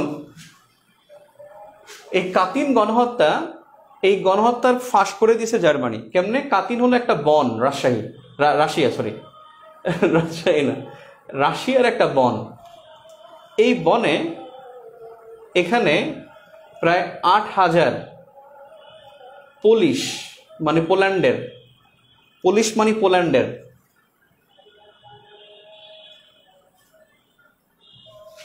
পোল্যান্ডের কর্মকর্তা ও সেনা খুন হয়। সেনা খুন করে রাশিয়া গণকবর দেয়। সেই ঘটনা ছিল অনেক আগের, অর্থাৎ রাশিয়া এবং পোল্যান্ডের মধ্যে বিরোধ ছিল 1937-এর দিকে। রাশিয়া পোল্যান্ডের মধ্যে বিরোধ হয় এবং সেই বিরোধের সময় পোল্যান্ডের 8,000 সরকারি কর্মকর্তাকে আনুমানিক কর্মকর্তাকে সেনা খুন করে রাশিয়ারা গণকবর দেয়। আর সেই গণকবরের সন্ধান দেয় জার্মানি, এবং এর ফলে কি হয়? পোল্যান্ড এবং রাশিয়ার মধ্যে সম্পর্কের একটা চির ধরে। আর ওরা বলছিল যে পোল্যান্ডে যে ওদের নিখোঁজ ছিল কর্মকর্তারা, অথচ খুন করেছে রাশিয়া। এই কাতিন গণহত্যা, পরীক্ষা আসবে কাতিন গণহত্যা, কাতিন কোথায়? রাশিয়ার বন। অপারেশন বারবারস।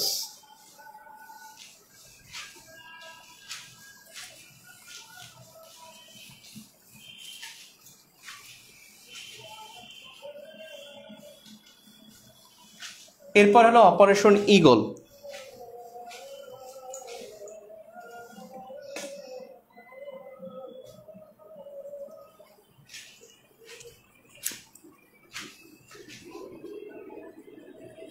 ব্রিটেনে জার্মানির বিমান হামলা। এগুলো সাধারণত তারিখ আসে না, কিন্তু অনেকে এক্সপেক্ট করে যে উনি তারিখ জানবে। 1941 সাল, 41 আগস্টে হয়, কিন্তু অনেকে তারিখ জানতে চায়। ব্রিটেনে জার্মানির বিমান হামলা, ফলাফল ছিল জার্মানি ব্যর্থ হয়। জার্মানি ব্যর্থ, পিছু হটে মিত্রশক্তির আক্রমণে। তাহলে অপারেশন গেল, আর VE ডে এবং ভিক্টরি ইন ইউরোপ ডে গেল, কাতিন গণহত্যা গেল।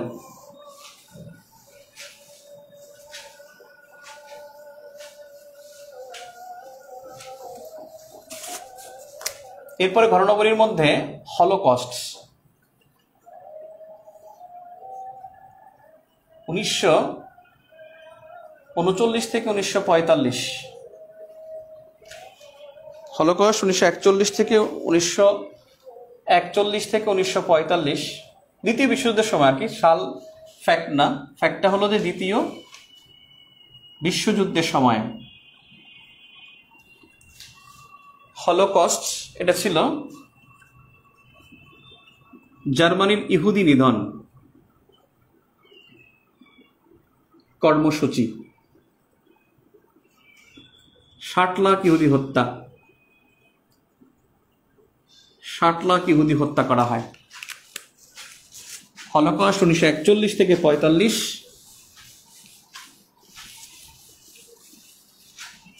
এটা হলো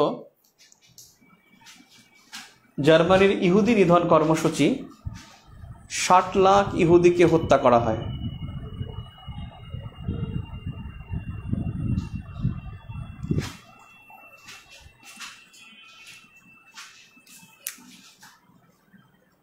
এবারে পার্ল হারবার আক্রমণ।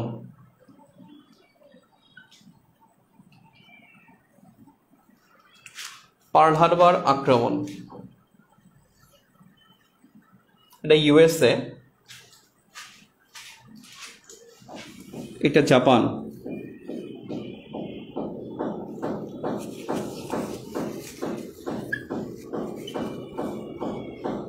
এটা প্রশান্ত মহাসাগর, অর্থাৎ জার্মানির US এর হলো পশ্চিমে আর জার্মানির হলো পূর্বে, প্রশান্ত মহাসাগর। এই জায়গায় এটা হলো ওয়াহু দ্বীপ, ওয়াহু দ্বীপপুঞ্জ। আর সেই দ্বীপপুঞ্জেরই একটা দ্বীপ হলো, এটা হলো হাওয়াই দ্বীপ। দ্বীপপুঞ্জের নাম ওয়াহু দ্বীপ, দ্বীপের নাম হলো হাওয়াই দ্বীপ। হাওয়াই দ্বীপের এই জায়গায়, হাওয়াই দ্বীপের যে রাজধানী হুনুলুলু, হুনুলুলু, এটা ছিল হাওয়াই দ্বীপের কেন্দ্র। এই হুনুলুলু এখানেই ছিল মার্কিন 7ম নৌবহর, যেটাকে ইংলিশে বলা হয় 7th fleet, FLWT, 7th fleet, 7ম নৌবহর বা 7th ফ্লিট।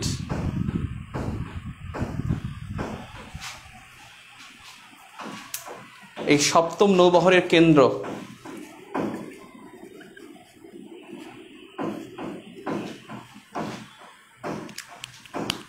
ওয়াহু দ্বীপপুঞ্জের হাওয়াই দ্বীপের হুনলুন্ড জায়গা, মার্কিন 7ম নৌবহর, যেটা 7th ফ্লিট কেন্দ্র। ক্লিয়ার? দেখেন, এই যে যারা বলেন ভাই শেষ করেন, ভাই নামাজ তো আমিও পড়বো, যারা বলেন ভাই এভাবে পড়লে জীবনও শেষ হবে না, মানে অভিজ্ঞতা আমার সাথে আপনার বেশি না। আগেও পড়াইছি, যাদের এই রকমের যারা কমেন্টগুলো করেন তারা কিন্তু ফেল করে, এবং 99% দেখা ফেল। 2-1 হয়তো বা কালে ভদ্রে পাশ করতে পারে, এরা আসলে পাশ করার স্টুডেন্টও না। শেখার মানসিকতা না ফেলে আপনি কাজ হবে না, ঠিক আছে? আসলেই কাজ হবে না। খুদে এসে এখানে বকবক করেন, পণ্ডিতি করেন, একটা কমেন্ট করে চলে যাবেন, এটা আসলে কখনো মানে ম্যাচিউর প্রার্থী না, এটা ম্যাচিউর প্রার্থী না। এখানে কোনো গান বাজনা হচ্ছে না, কথা বলছেন? যেখানে গান বাজনা হবে তখন গান বাজনার মতোই হবে। আর কোনটা শেষ হবে হবে না তা তো আমি জানি। I know better than you, এতে কোনো সন্দেহ নাই। আমি আপনার সাথে ভালো বুঝি, এই জন্যই আমি পড়াই। এবং আমি তো আপনার মতো একবার দুবার পরীক্ষা দিই না, অনেকবার পরীক্ষা দিছি। এই সিলেবাস আমি একবার কমপ্লিট করিনি, আমি 5 বার কমপ্লিট করাইছি। আমি জানি যে কী করা যায়, হোয়াট শুড আই ডু, আমি এটা ভালো করেই জানি। কথা বুঝছেন? আপনি কি এক জায়গায় কমেন্ট করবেন নাইম ভাই ধান্দাবাজ, এই সেই পড়ায় না, এই যা পড়ায় হয় না, আমার কিচ্ছু যায় আসে না। 41তম থেকে অনেকে বলছে 1100 স্টুডেন্ট ছিল, এখন 2100 স্টুডেন্ট। আপনি আবার বলবেন আগামী বছর 3000 স্টুডেন্ট হবে, কিচ্ছু হবে না। কারণ যে আপনার রেফারেন্সে আপনি যাই বলেন, আপনার রেফারেন্সে আমার 2জন স্টুডেন্ট হবে না, কিন্তু যে পাস করে ক্যাডার হবে ওর রেফারেন্সে আমার 100 স্টুডেন্ট হবে। কথা বুঝছেন? এটা হলো বিষয়। তার মানে আমি আমার ওয়েতে আগাবো। I don't care your comment, don't care মানে যাই করেন আপনি। কথা বুঝছেন? এইটা আপনার জন্য বললাম। যদি এরকমের মানসিকতা থাকে যে ভাই শেষ করেন এটা সেটা, ভাই এখন হয় না, ঘুমন যাচ্ছে, আপনি চলে যান না, একটা কমেন্ট করে যান কেন? এটা হলো আপনার রিয়াকশনিস্ট। এবং এরা আসলে ভালো প্রার্থী না, এরা গবেট মার্কা প্রার্থী, জীবনে সফলতা নাই, এখানে আসছে মনে করে সফল হয়ে গেছে। নাম্বার 1 এটা। আর নাম্বার 2 হলো যে ভালো প্রার্থী, সে আপনি এখন ভালো লাগতেছে না, সে আস্তে করে চলে যাবে, তার এখানে কিছু বলারও দরকার নেই, নামাজ পড়ে এসে বাকিটা দেখবে। কথা বলছেন? সে হলো এখানে সেই প্রার্থী। এই ডিস্টার্ব মার্কা কমেন্ট, ডিস্টার্ব মার্কা রিয়াকশন, এরা কিন্তু খুব খারাপ, আপনার জন্য খারাপ হবে। এখন দেখেন, এটা প্রশান্ত মহাসাগর, ইউএসএর এমন একটা জায়গায়, 2টা মহাসাগরের মাঝখানে, এখানে আটলান্টিক, এখানে হলো প্যাসিফিক। এখানে হোয়াই দ্বীপপুঞ্জ, ওয়াহু দ্বীপপুঞ্জ। আপনাদের মধ্যে একটা কনফিউশন হয় যে পার্ল হারবার আসলে কোন দ্বীপে। দেখবেন উত্তর হয় ওয়াহু দ্বীপপুঞ্জ, আবার হাওয়াই দ্বীপও থাকে অপশনে। একবার এ হয় উত্তর, একবার এ হয় উত্তর। যখন দ্বীপ বলবে হাওয়াই দ্বীপ, যখন দ্বীপপুঞ্জ বলবে ওয়াহু, যখন জায়গার নাম বলবে তখন হুলুলুনু জায়গা, যেখানে বারাক ওবামা জন্মগ্রহণ করেছে। এখানেই মার্কিন 7ম নৌবহরকে যেটাকে বলা হয় ইংলিশে 7th ফ্লিট, এর কেন্দ্র ছিল। এবং এই 7ম নৌবহর আসলে 7টা জাহাজ না। প্রশান্ত মহাসাগরে মার্কিন যে নৌবহরটা, তার নাম 7ম নৌবহর। যেমন ভারত মহাসাগরে মার্কিন যে নৌবহর, তার নাম 5ম নৌবহর। ব্যাপারটা ক্লিয়ার? তবে 7ম নৌবহর একটু বড়। সাধারণত দেখেন 5 স্টার থেকে 7 স্টার বড় হয়, একটু আপগ্রেড হয়। 3G চাইতে 5G একটু আপগ্রেড। ঠিক এইটাই হলো যে 5ম এবং 7মের মধ্যে পার্থক্য হলো যে 5মের চাইতে 7মের শক্তি একটু বেশি থাকে। এখানে 70 থেকে 80টা জাহাজ, এখানে কিন্তু 60টা জাহাজ না, 70 থেকে 80টা জাহাজ। এখানে 200 থেকে 300 বিমান, এখানে কিন্তু বিমান 60টা না, এখানে 70 থেকে 80টা জাহাজ এবং 30 থেকে 40,000 সেনা এখানে থাকে। এই 7ম নৌবহরকে বলা হয় প্রশান্ত মহাসাগরের ভ্রাম্যমান ক্যান্টনমেন্ট। 7ম নৌবহরকে বলা হয় প্রশান্ত মহাসাগরের ভ্রাম্যমান ক্যান্টনমেন্ট। এটাকে বলা হয় 7ম প্রশান্ত মহাসাগরের ভ্রাম্যমান ক্যান্টনমেন্ট।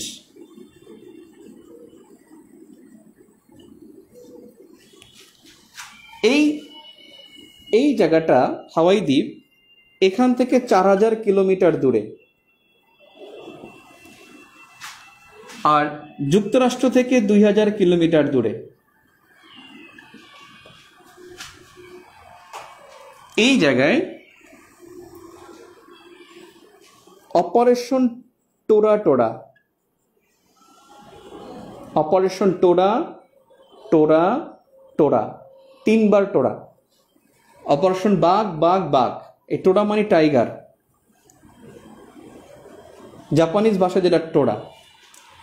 এই অপারেশন টোরা এই অপারেশন চালায় জাপান, কিন্তু এটা সংক্ষেপে টোরা লিখে একটা হাইফেন দেয়, কিন্তু বেসিক্যালি তিনি 3বার টোরা বলছেন। যিনি অ্যাটাক করছেন তিনি, তার নাম ছিল হলো ক্যাপ্টেন মিৎসু ফুচিদা, অর্থাৎ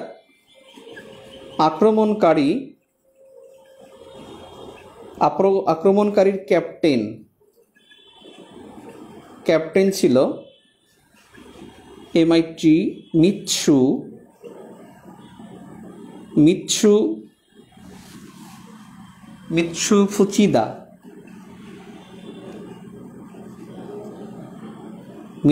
ফুচিদা।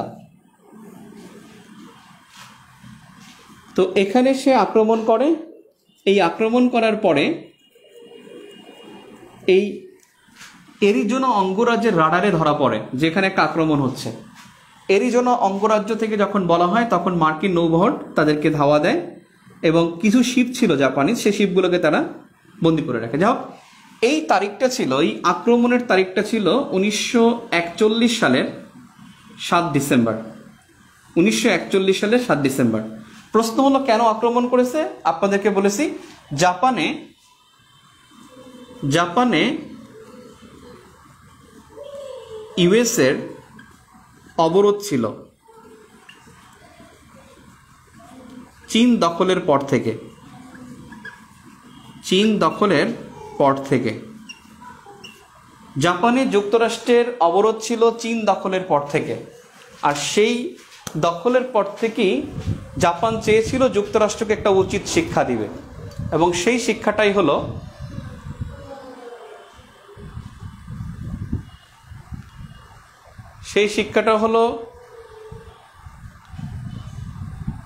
অপারেশন টোরা।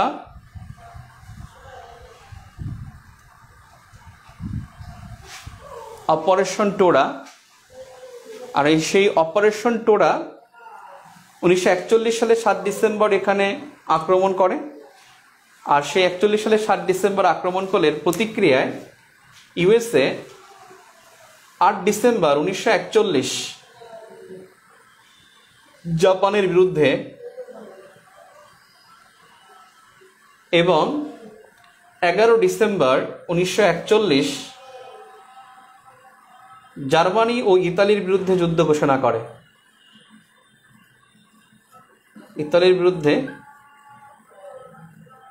ঘোষণা করে।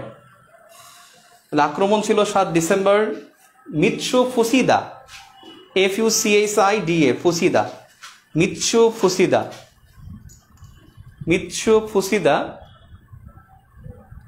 মিৎসু ফুসিদা এখানে উনি আক্রমণ করে। একজন প্রশ্ন করছেন ইউএসএর এরকমের নৌবহর কয়টা আছে? ইউএসএর নৌবহর আছে 839 প্লাস।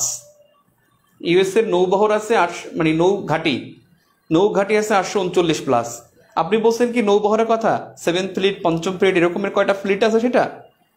এরকমের 7টা ফ্লিট আছে। সর্বশেষ 7ম ফ্লিট, 7th। আর পঞ্চম নৌবহর আছে ভারত মহাসাগরে।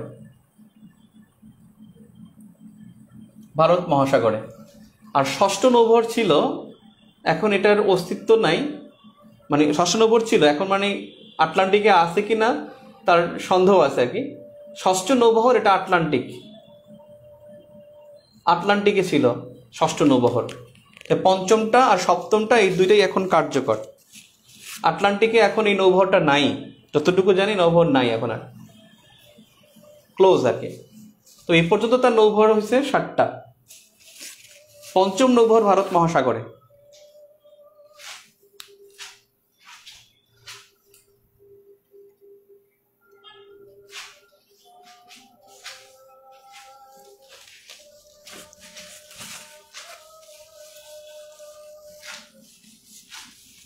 এখন আপনাদের একটা বিষয়, এই টোরার সাথে এটা শিখে নেন।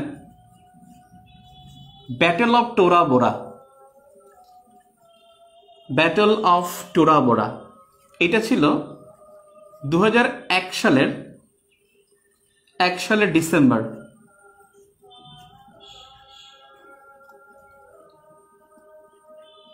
আফগানিস্তানে মার্কিন ও সরকারি বাহিনীর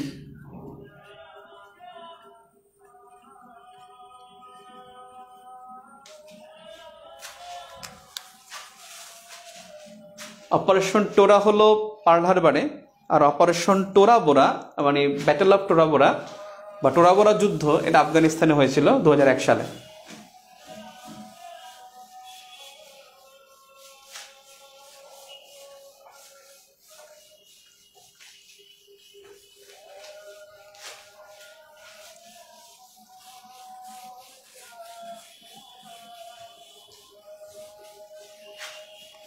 সপ্তম নৌবহর এটা হলো প্রশান্ত মহাসাগরের ওহাউ দ্বীপপুঞ্জের হাওয়াই দ্বীপের হুনুলুনুতে। এখন দেখেন ইউএস এর প্রতিক্রিয়া।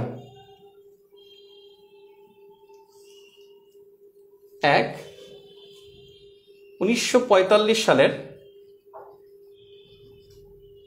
6 আগস্ট 1945 সালের 6 আগস্ট হিরোশিমা আক্রমণ।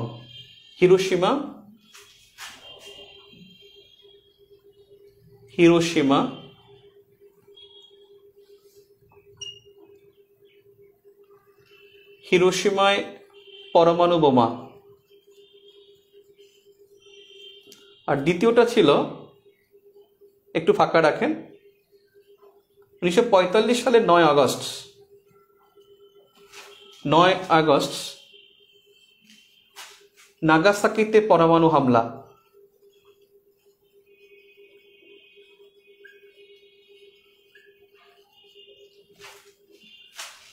হিরোশিমায় পরমাণু বোমার আক্রমণ, নাগাসাকিতে পরমাণু হামলা বা পরমাণু বোমা একই। হিরোশিমা নাগাসাকি, এই হিরোশিমা এখানে 6 আগস্ট আক্রমণ করেছে। এই হিরোশিমা হলো হনশু দ্বীপে, জাপানের যে দ্বীপটা তার নাম হনশু দ্বীপ। আর এখানে যে পরমাণু বোমা, সেই বোমার নাম হলো লিটল বয়। এখানে 1,40,000 মারা যায়, 1,40,000 মৃত্যু হয়। আর নাগাসাকি এটা হলো কিউশু দ্বীপে,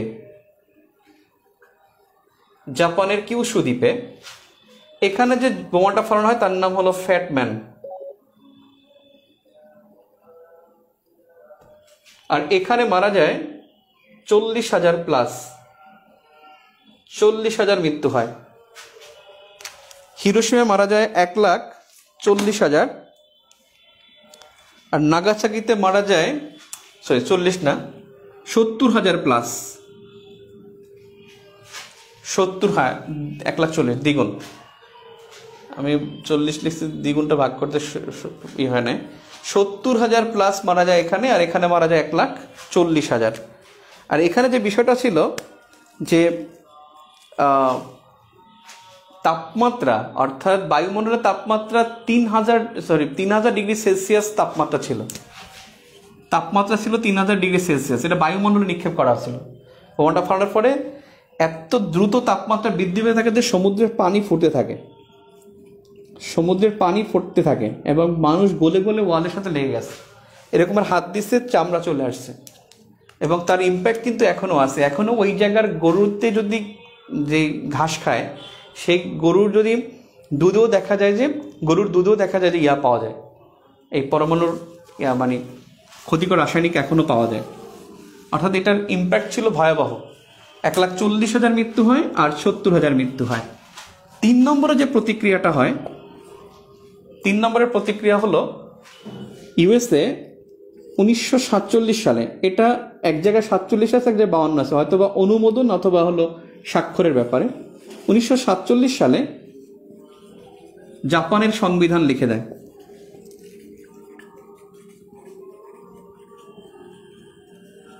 এবং সংবিধানে যুদ্ধ শব্দটি ছিল না, তাই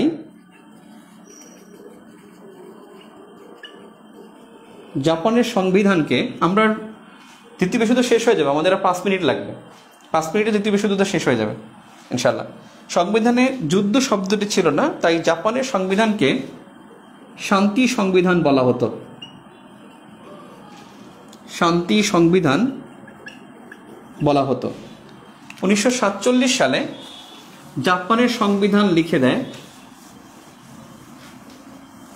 1947 সালে জাপানের সংবিধান লিখে দেয় এবং সংবিধানে যুদ্ধ শব্দটি ছিল না, তাই জাপানের সংবিধানকে শান্তি সংবিধান বলা হতো।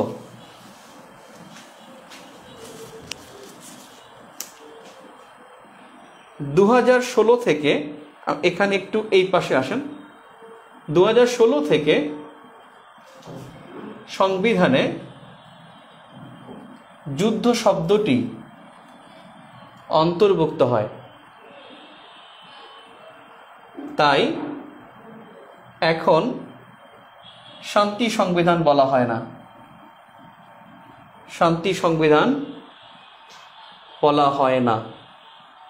একটা স্টার দিয়ে লিখবেন 2020 সালের সামরিক শক্তি সূচকে জাপান পঞ্চম। এটা পরীক্ষা আসতে পারে। 2020 সালের সামরিক শক্তি সূচকে জাপান পঞ্চম।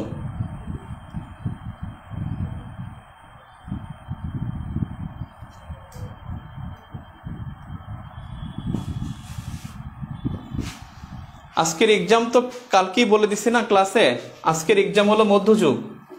আজকের হলো মধ্যযুগ এবং মুঘল। রাত 10টায় আজকের পরীক্ষার সিলেবাস। এটা নাই পরীক্ষার সিলেবাসে। এটা থাকবে হয়তো মঙ্গলবার, নয়তো আগামী শনিবারের পরীক্ষায়। সামরিক শক্তি সূচকে জাপান বিশ্বে পঞ্চম। 4 নম্বর প্রতিক্রিয়া।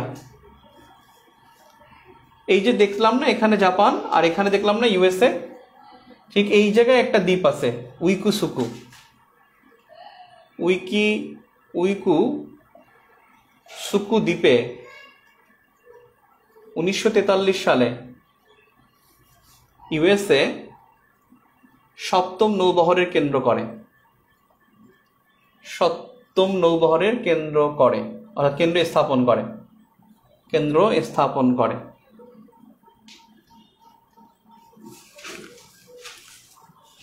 উইকুসুকু দ্বীপে 1943 সালে ইউএসএ 7ম নৌবহরের কেন্দ্র স্থাপন করে।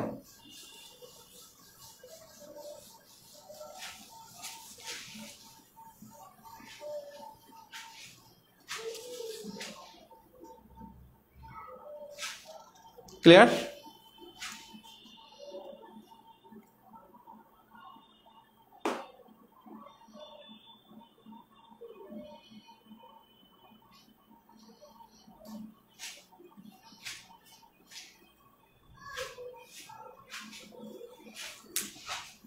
সমাপ্তি।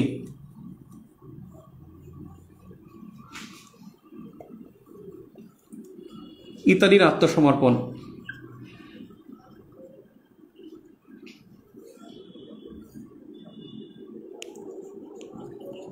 জার্মানির আত্মসমর্পণ। জাপানের আত্মসমর্পণ। 3টা আত্মসমর্পণ। ইতালি আত্মসমর্পণ করছে 1943 সালে। 1943 সালের 3 সেপ্টেম্বর। 43 সালের 3 সেপ্টেম্বর মিত্রশক্তির কাছে আত্মসমর্পণ করে।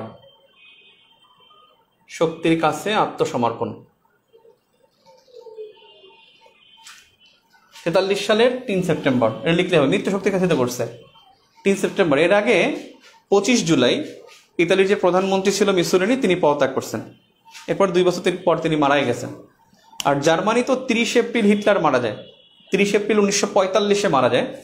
আর ওই মারা যাওয়ার 30 এপ্রিল আর তিনি আত্মসমর্পণ করছিল 1945 সালের। এখন এইটার তারিখটা নিয়ে একটা ঝামেলা আছে।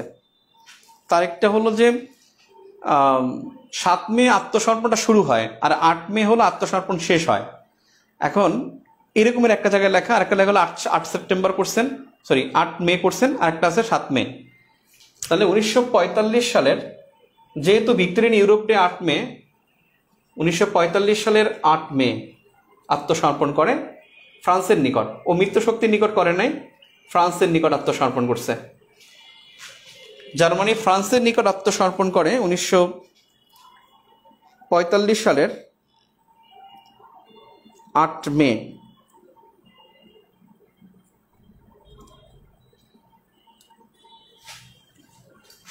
ফ্রান্সের নিকট আত্মসমর্পণ করে, তবে স্বাক্ষর করছে কিন্তু ফ্রান্স না, স্বাক্ষর করেন আইজেনহাওয়ার। আইজেনহাওয়ার তিনি মিত্রশক্তির কমান্ডার ছিল। মিত্রশক্তির কমান্ডার ছিল আইজেনহাওয়ার। তিনি কিন্তু ইউএসের কিন্তু মিত্রশক্তির কমান্ডার স্বাক্ষর করেছে। আত্মসমর্পণ করছিল ফ্রান্সের বিন্স শহরে, ফ্রান্সের একটা শহরে আত্মসমর্পণ করে। তবে আত্মসমর্পণ দলিলে ফ্রান্স স্বাক্ষর করে নাই, স্বাক্ষর করছে আইজেনহাওয়ার। এখন প্রশ্নটা হবে যে